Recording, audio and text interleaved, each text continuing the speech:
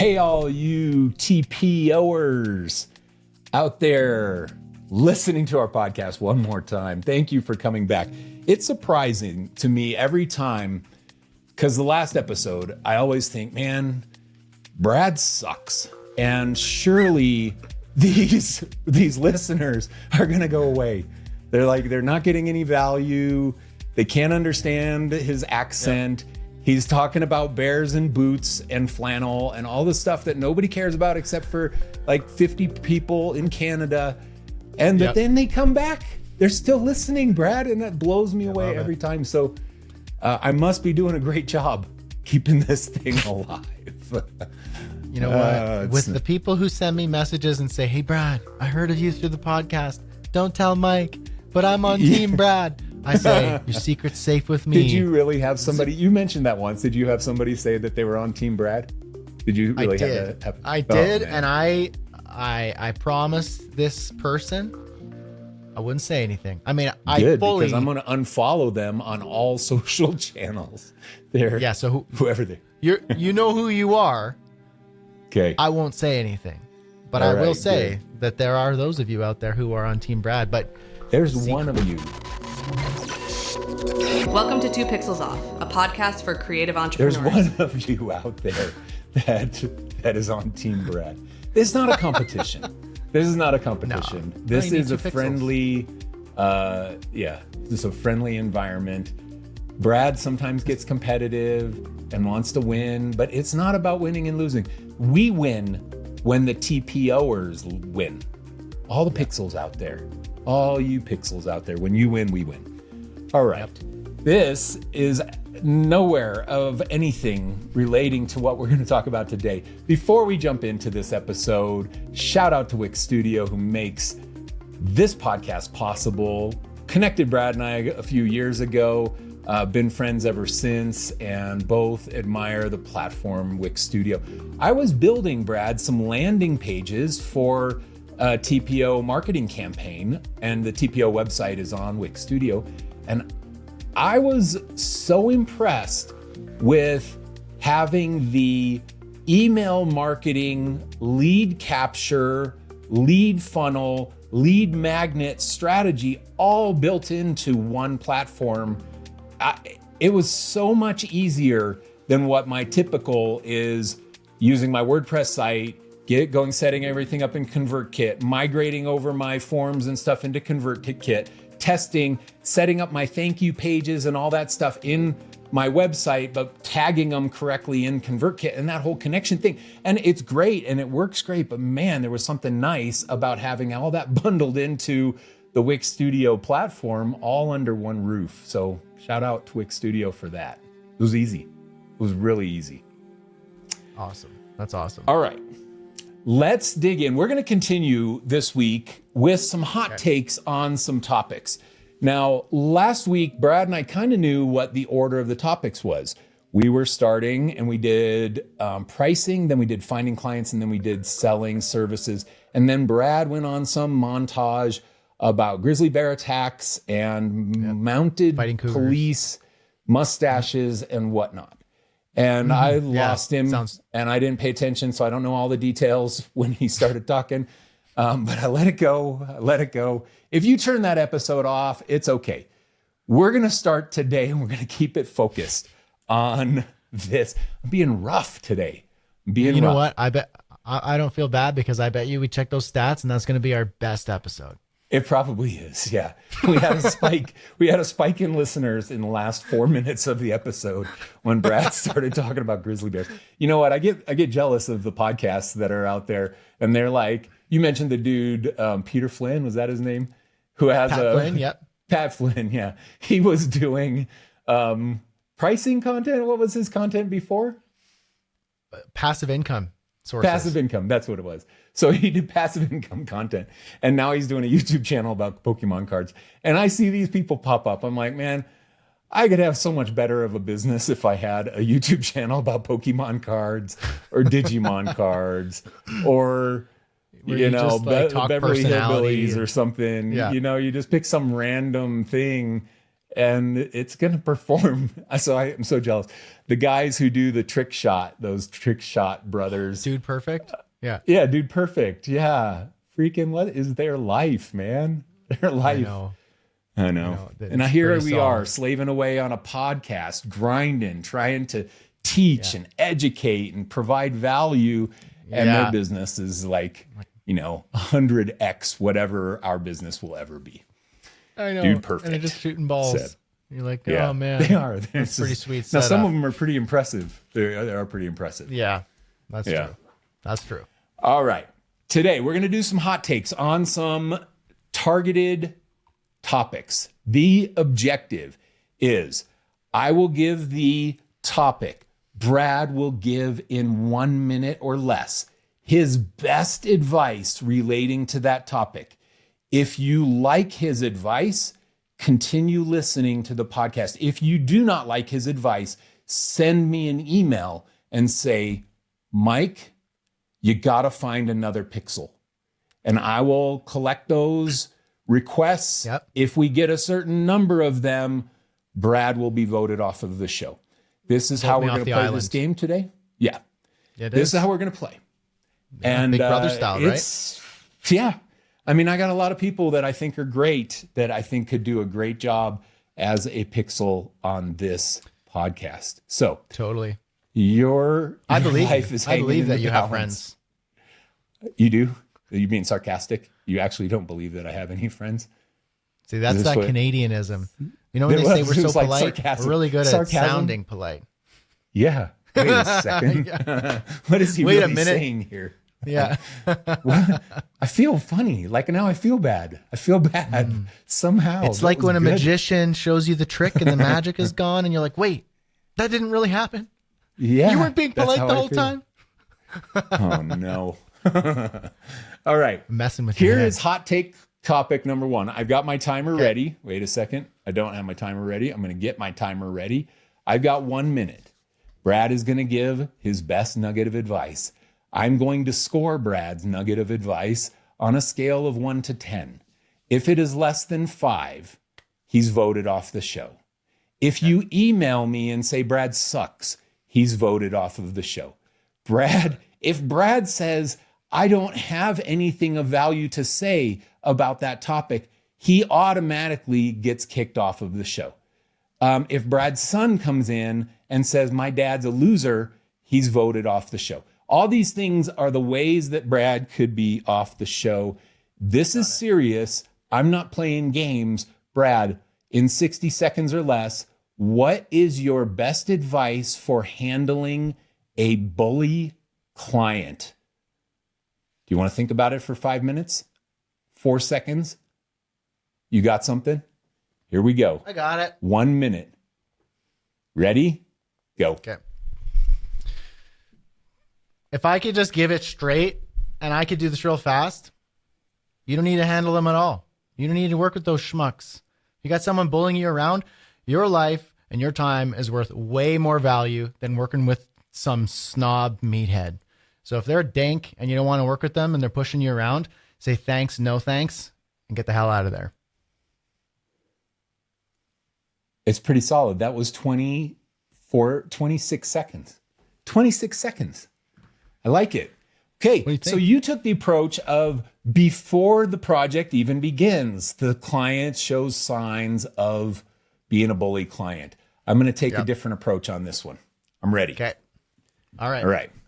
We're going to give you that minute. To our topic complete section on this doc. All right. Ready. Okay. Here we go. Handling a bully client in 1 minute or less. Mike's take and go.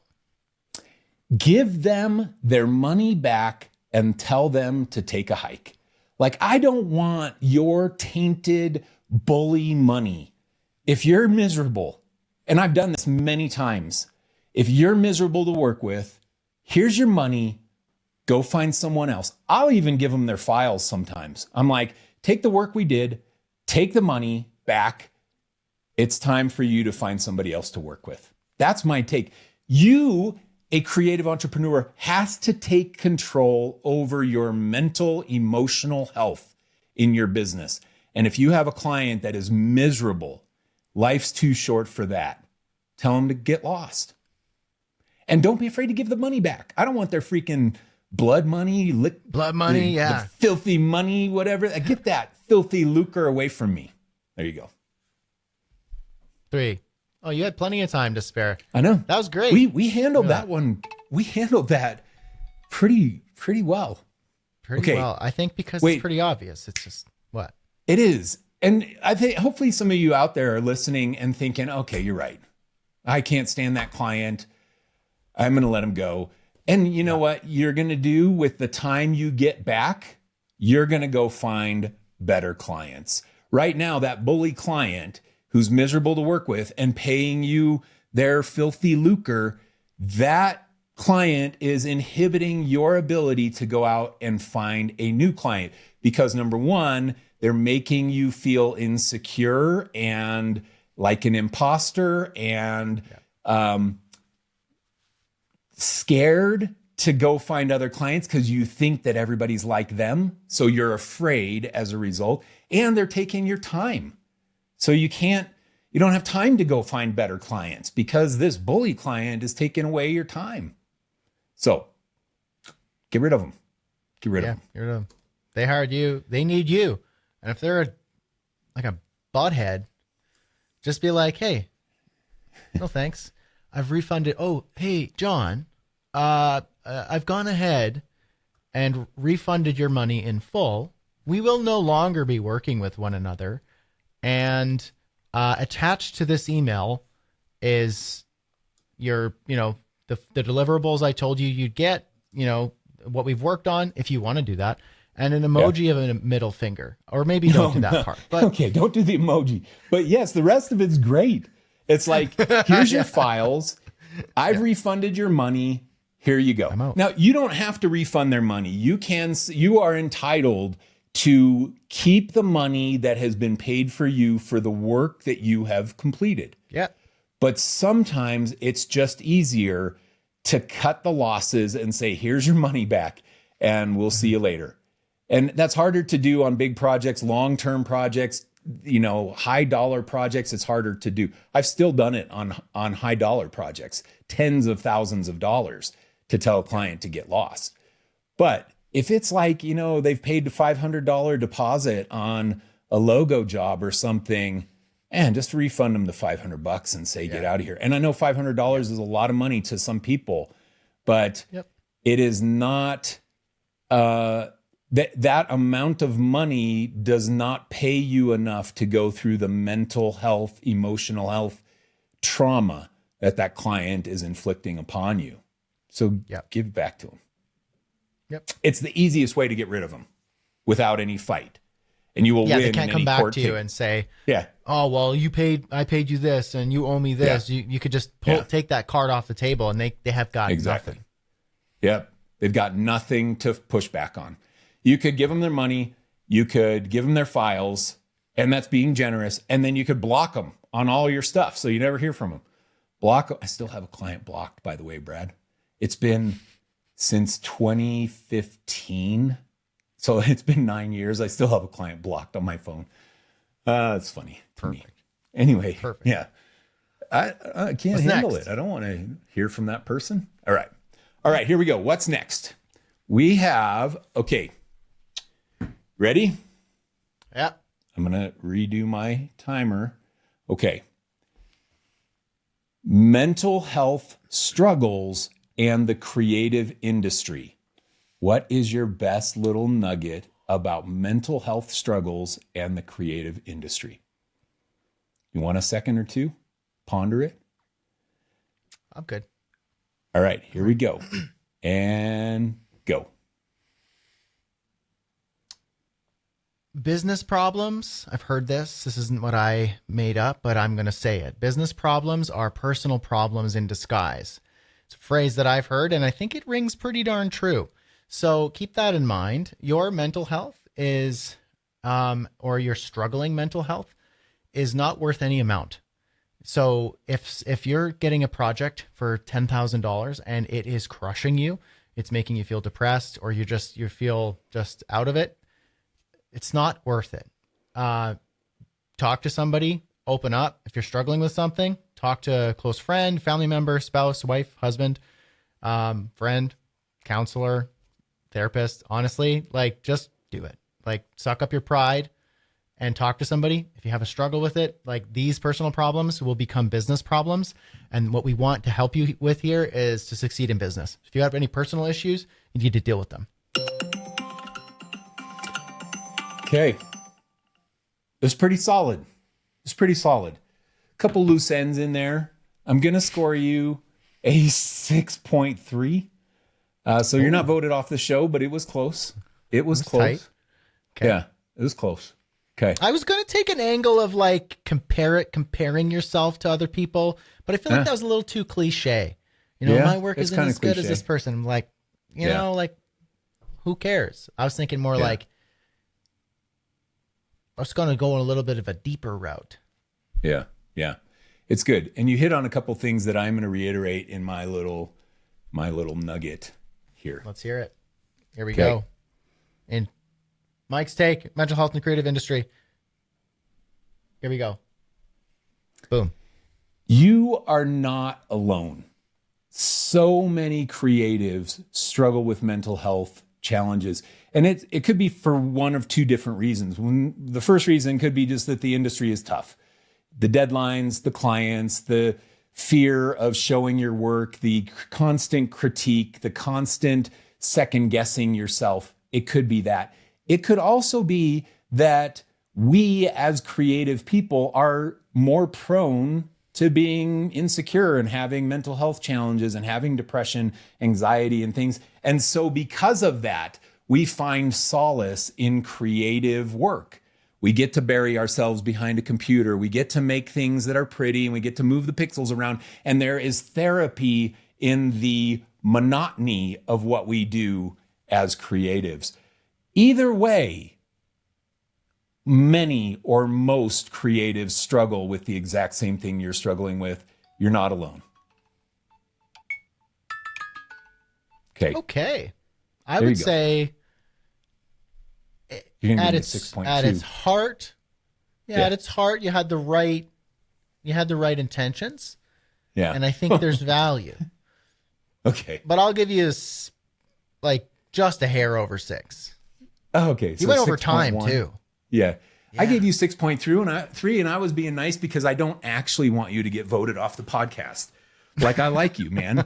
I like you. And I don't want to have to find another pixel. That's a lot of work. That's a lot of work. I got to train them up. I got to give them them the things to say every episode. And then you'll get like some guy from like Minnesota and you'll be like trying to rip on Minnesota and then he just like won't. I could rip on Minnesota. I go straight to football, man. I'm a Chicago Bears fan. I go to the Vikings. We're ripping on Minnesota. This is what we're doing. On Minnesota is just Canada in the United States. Okay, don't get me started. Let's see, I'm going there already. Canadians. I'm going there already. Yeah. Minnesota.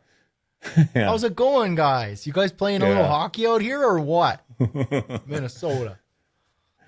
Okay, you mentioned something that I think is important. I was surprised that you mentioned something that I think is important, but I'm really being rough today. But I'm gonna hit on it again, man. Okay. You can go talk to somebody. Do not internalize all of the stress and fear that you have and feel about your business. It's okay to open up to other creatives. Yeah. Get involved in a community. Get involved in Brad's community. I do free group coaching in there. Brad does live sessions and live group coaching over there, and we talk about some of these kinds of problems inside of the creative community, the creative crew. What is having a mental blank. Your creative comic sans comic. The creative crew community. It's been a long day for me. Anyway, but we talk about these things. You can get involved in those communities. And if you open up in those communities about what you're struggling with and how you're feeling, everybody, I promise you, that is on that same call is going to say, yep, me too. And you're not going to feel alone. So verbalize it, talk about it, find somebody, go to therapy if you have to. And it's not bad. Go to therapy. No, I that's go to right. therapy. Don't feel shame about that sort of stuff. It's like, yeah, no, honestly, it's not like a romantic topic, or it's not like fun and exciting, like pricing or, nailing a real good funnel or something like that. But it's like, this is what I think. I think that, hold on, can I just say, how many friggin' bubbly waters have you cracked today? I've had like 5. I swear in the last 2 sessions, I'm like, I heard a can crack. I'm not judging your consumption of carbonated water. It's true. I know. I got it. Long day. I'm doing good. Long day. My water intake. Balancing serious with humor here. I think I forgot what I was saying, but the idea is just that it's like business. Here it is. Business is a game. It's just, but the more I do it, the more I realize it's just like playing a game. It's real life, but it's a game. It's like if you're playing a Monopoly or a chess or any sort of like board game. It's literally a game. There's moves, there's consequences, there's value, there's exchange, there's loss, there's like setbacks, there's advances, there's you got lucky, right place, right time. Like, and there's things that you can do to advance yourself, to bring people back a peg, to take advantage of competitors, to collaborate with. There's so many moves. And so business is a game, and games are inherently fun. They're meant to be fun, and it's play. And so what this is business is play with real life consequences. And those could be positive or negative. Hopefully we stack more positive than negative. But that's what it is. I see it as like, it's not so serious. It's a game. But what is serious is the player of the game. That's a real person. That's a person who's got like their hopes and dreams and struggles and issues and fears and backstory and problems and demons. Like, that person is real. And that's not a game. And that has like real consequence. And so if that person isn't doing okay, or if let's say you're playing the game of business and you're really hard on yourself, or you see somebody else succeed and you're not, or you're trying this thing that other people seem to do so easily, but you're not so good at it, or you had a bad client experience, or you got a bad payday, or you didn't get paid, or you got your tax bill and it was more than you can afford, or any of these things, and it's hurting you, and you're keeping that stuff inside. Like, I've had my own struggles with business and the mental health around it, and especially around the pandemic, and everybody had issues during that. But like my own personal experience, like I had certain problems and issues in business that like were not nice to go through. And what really helped for me was talking to my wife about it, and kind of just not internalizing it, and basically like dancing with that demon in your head by yourself. You kind of open it up and you let it out, and then you let people help you. Your loved ones, your friends, your communities who have similar issues and struggles. Like, oh, I don't feel like I'm good enough to charge for this. You're like, or man, I got a whole family to provide for, and I'm just not cutting it. And I got to be more successful. You're like, look, like these are things that we can all talk about, and open up, talk to people who you can trust, communities, your family, loved ones. And ultimately at the end of the day, if you need it, there's no shame in getting help from the pros, because that's what we all do.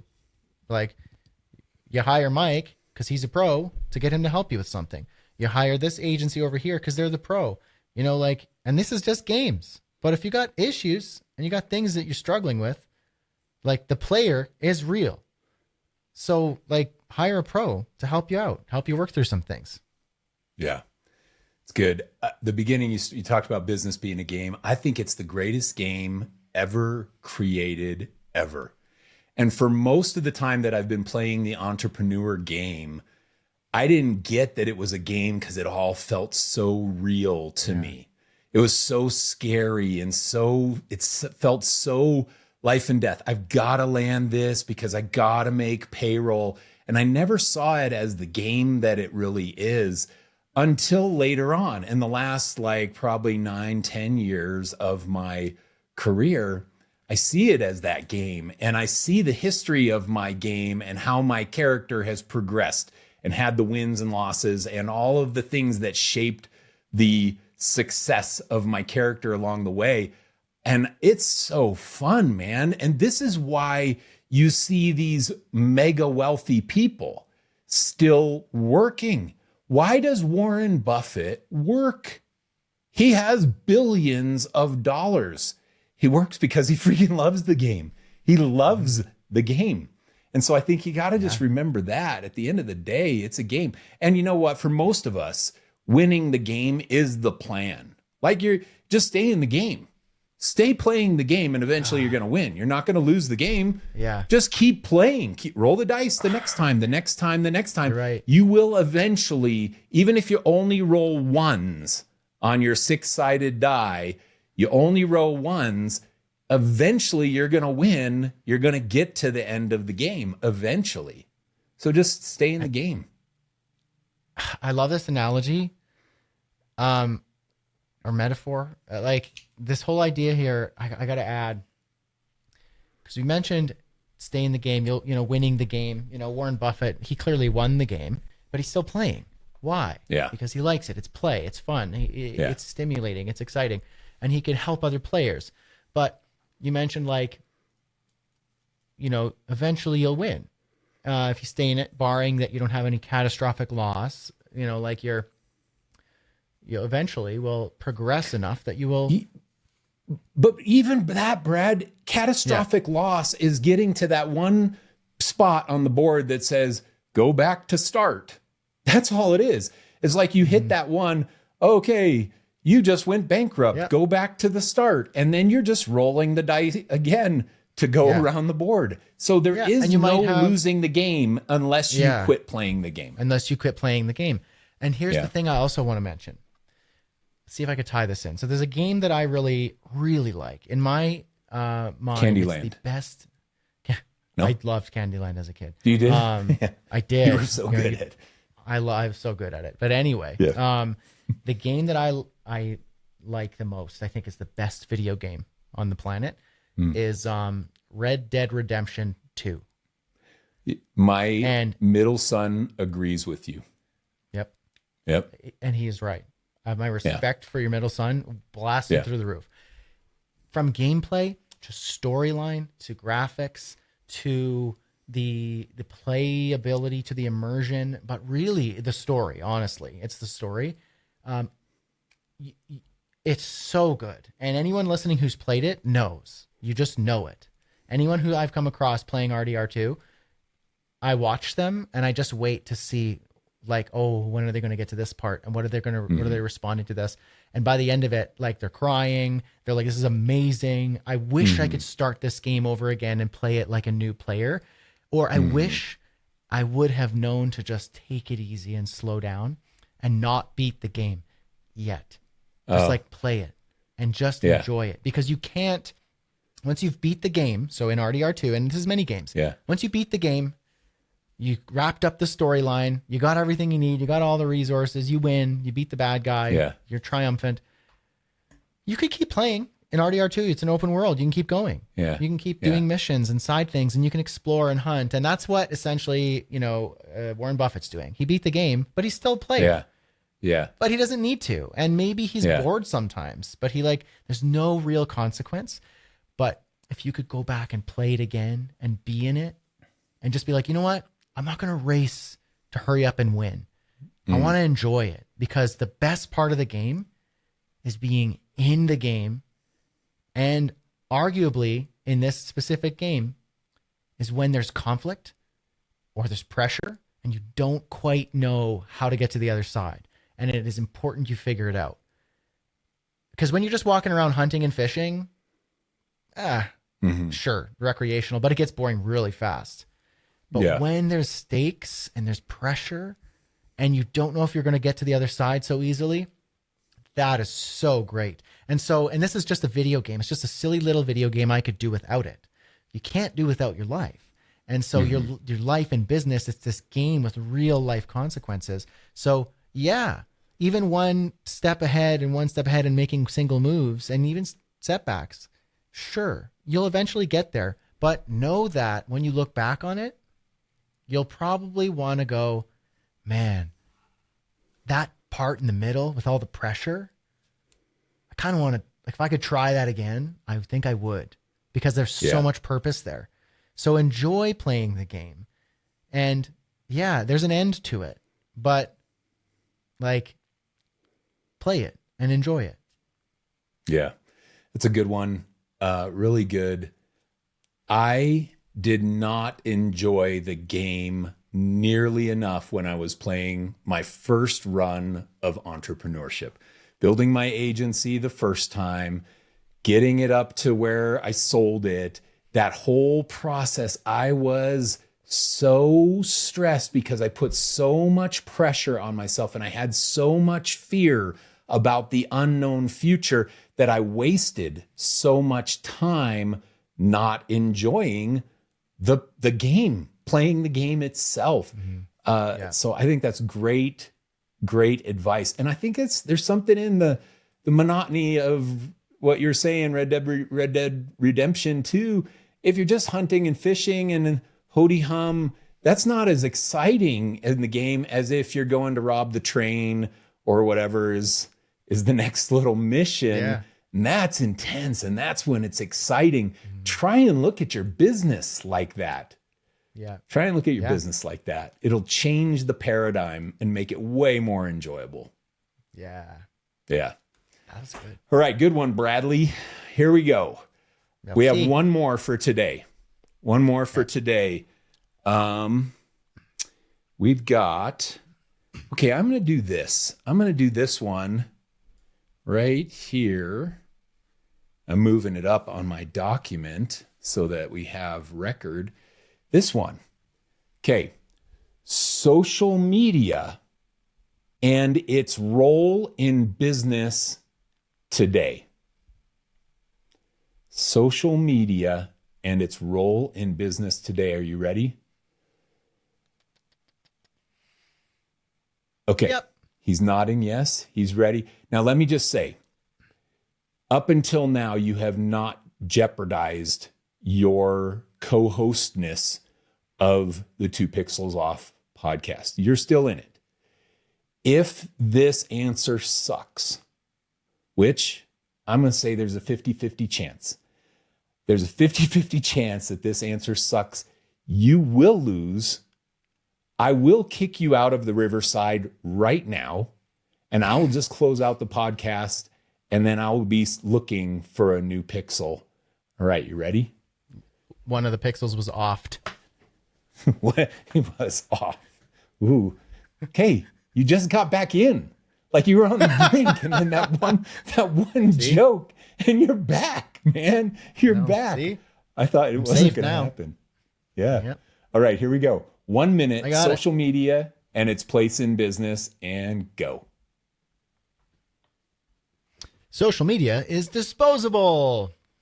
So that's my hot take, and I'll explain very briefly here. Sure, there's value in it. You could build your personal brand. There's ways to monetize it, and there's a way to build your influence within it, of course. But if you're building a business on rented ground, the owner of the rented ground can take it out from underneath you, and you're not building your true distribution. Sure, you might have a big audience, but that audience sees you as generally disposable, which means that social media, as a general rule in creative businesses, you can actually do without it. You can leverage it and you can get value from it, but don't think that it's the be all end all. If you don't want to be on X, if you don't want to post reels or do any sort of TikTok or any of it, you don't have to. You can build your business without it. There's been thousands and thousands of years of business without social media, and many did just fine. All right. It's not bad. It's not bad. It was a hot take. I'm going to give it a 6.05 because you gave me a 6.1 on the last one. So 6.05. We just got to keep ranking you down. Down and down. By 5/100ths of a point. No, it's good. And I love what you said. There has been more money made without social media involved in business than with social media involved in business. I think that's good. Yep. You didn't need it. Okay. You don't need it. But I'm going to tell you in my answer something relating to that. Okay, ready? All right. Ready. Here we go. Mike's I could get take, kicked off the hot take? podcast right now. Are we going to off to 1 pixel? Let's find out. Boom. All right. People ask me, I need a social media strategy, or they'll say, I need a social media strategy. What's my social media strategy? You do not need a social media strategy. What you need is a relationship strategy. A relationship strategy. You have to build a relationship between your business and your potential customer. Now, the beauty thing about social media is that you can do that at scale. You can build a relationship between you and hundreds or thousands of people. But it's not the only way to build a relationship. You can go and attend events. You can go and build relationships one person at a time without social media. It's not the only way. You don't need social media. You do need a relationship strategy for your business so that you can build relationships with your potential customers. Bam. That was good. I'm going to give myself a 6.1. I'm going to give myself a 6.1. It's just 500's better than you. I'm scoring myself now because I'm taking away Brad's power. Sounds fair. Sounds totally checks out. This is fair strategy. You have cheat codes in this game. Yeah. I like what you did there because there's utility in social media, but it's not the be all end all. You just go, it's a tool to be used in this game, and it's not the thing that makes or breaks it. Now, sure, someone might go viral and then they could spin that off into a personal brand. Sure. That's the exception, not the rule. When everybody's like hunting and chasing down like the next viral idea or trend because they hope that they could spin it off into a personal brand, it's just like playing the lottery. But doing actual business where you need customers or you need clients, and it's about building relationships, you can do that at scale with social media. And so there's utility in it. You can augment and multiply your voice with these free tools. So use them. But if you're coming to me and you're like, oh man, I really, really I'd rather jump off of a bridge than be active on platform ABC. Yeah. See how I didn't say platform X? Because then we don't think X. I thought you were going to, but you did. Good job. That was really good. ABC. You're back on the show. Keep going. I see. It's because I'm I'm smart as a whip. Smart as a whip over here. You are. Quick on my toes. You are whip smart.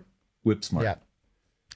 So there's utility in it. But if someone says like, I don't want to be on that platform and I'd rather just do anything else, then good news, you don't have to do it. You can actually literally never do it. Mm-hmm. You could build literally just an email list. And that's where you sell your stuff. And you don't even have a website. I'll do you one better. Fine. You could build a Rolodex with handwritten cards on your Rolodex with phone numbers, and that's it. Then you make calls or office addresses, and then you just show up at their office. You can build those relationships. The problem with that approach is that you can't do it 1 to 100 people. You do it 1 to 1 or 1 to 3 or 1 to 4 if you take 4 people to lunch or something. So the cycle takes longer. The nice thing about social media is you can create a relationship between your business and a potential customer and have it be at scale like this. I mean, Brad, you and I, we talk on this podcast and we joke around and people get to know our personality and they get a vibe of Brad's crying just a second. Oh, no. He was crying. Brad was crying. There was a toddler crying in the background there. I'm not going to cut this out of the show. We keep it raw and real here because this type of thing is what helps you get to know Brad and get to know the reality of who he is. I'm tying it in, Brad. This is what's going on. Now you have a taste of what Brad's like. He just built a little bit deeper relationship with you because you know that the toddler's crying. You have that insight into Brad. Now you know him better, and he doesn't know you, but he just built a little bit deeper relationship with you from him and his business offerings. That's what happens. Exactly. So that's the leverage is there. So yes, you can do these one-to-one things, but you don't have the scale. And these old methods work because they're real. They're human connection. But we have tools to say, well, instead of talking to one person, what if I talk to 100 people today with the same effort as talking to one person? Would I do that? And you go, yeah, I would do that. Now, if it's like, okay, but the only way that you can do that is by dancing like a monkey on TikTok, then you go, well, no, there's no value in that. Yeah. But if you're like, I have a message and a voice and a business offering for these people, what if I created a piece of content that helped those people? And then when I put it up there, it's evergreen and perpetual. And someone can find it in a year from now. Or someone can find it in the middle of the night when I'm sleeping and get value. And then book a call with me or send me an email or establish some sort of relationship or get on my email list. It's like that's that asynchronous relationship building. That's the value of these tools. Yep. And social media is not important because it's social media and because you can go viral. It's just an amplification tool, and see it for what it is. It's just a tool in the game of business. It's not what makes you successful or doesn't. Some people get lucky, but it's the same thing as going, if only I could win the lottery, then I would be successful. Then you go, look, I'm not going to bank on winning the lottery. I'm going to go over here and do something that over time, I'm going to get better and better and better and show up and show up and show up that 2 years, 5 years, 10 years, 20 years from now, I got it. I win. Mm-hmm. Do that. And then in that, throw in a couple of those like lottery tickets, do a little social, amplify your voice a bit, stack the odds in your favor. You're playing a game and you got a couple extra cards to play. Throw it in the mix. See what happens. But don't put all your cards on, TikTok or some stuff like that. Yeah. Good. You're getting a little out there with the cards and the TikTok and the tie-in. I'm following you, but I'm feeling tired. I'm not going to lie. I'm feeling tired. I can't. And I couldn't understand half of what you were saying because of the accent. That was the challenge. At the end of the day, for me, the accent comes out thicker. It's funny because your Minnesota accent that you did there is what we all think that Canadians sound like. It's you just Minnesota. do Minnesota. Yeah, you just do your Minnesota accent. That's how you sound in real life. That's what it is. I love it. Oh, Minnesota! All right. Well, that's good. Thanks, everybody. All right, thank you. 2 pixels off, eh? All right, let's go. Yeah. When are you growing your mustache back? Speaking of that accent. Speaking of that accent, mustache is coming back 2025. Oh, it's baseball season, so it's not coming. Yeah. Baseball season. I always want to push it a little early, but I don't want to I don't want to push it. Don't want to push it. If I push it too early, then it makes an appearance at the right time. Yeah. And it has more of an effect if it comes at the right time. It's interesting because when you had the mustache usually makes people look like a doofus. And with you, it didn't change your appearance at all. You look just as good as you did before the mustache. Just as much a doofus as before. It didn't change. Doofus, that's probably not politically correct. I'd probably get canceled for saying that. I don't even know where doofus came from. What is doofus? We'll find out sometime in a future episode. Future episode of 2 Pixels Off. Brad's trying to look it up, but he can't spell it. Right? What do you even spell it? Doofus All right. is a stupid person. Is that what it says? It's just a stupid person. U.S. slang. Oh, it is U.S. slang. There we go. All right. Thank you, everybody, for listening to this episode of 2 Pixels Off. We appreciate you listening. Today, we tackled bully clients. We tackled mental health in the creative industry. We tackled social media and its place in business. And we talked about entrepreneurship as a game.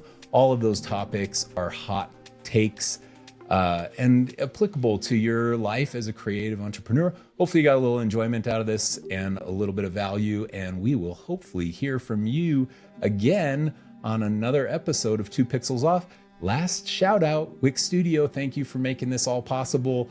And the platform's amazing. I created some freaking landing pages, lead magnets, downloadable PDFs, all rolled into one system. It was so easy, so slick. And then to make another one, I just had to duplicate. Bam. It was done in no time. So good.